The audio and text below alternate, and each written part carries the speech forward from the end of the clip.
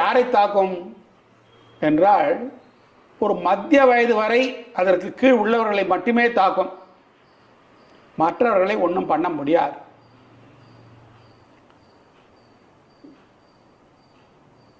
அப்ப இது ஜாதக ரீதியாக கிரகங்கள் எந்த நிலையில் இருந்தால்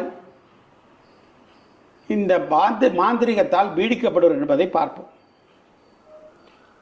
இந்த மாந்திரிகத்தை முழு காரணமாக உள்ளது ராகு ஒருவன் தான்.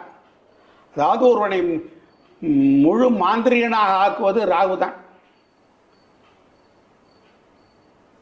அந்த ராகுவிடம் மந்திரம் என்று சொல்லக்கூடிய மந்திரக்காரனாகிய செவ்வாய் கட்டுப்படும். அப்ப இந்த மந்திர பிரயோகத்தை அவர்கள்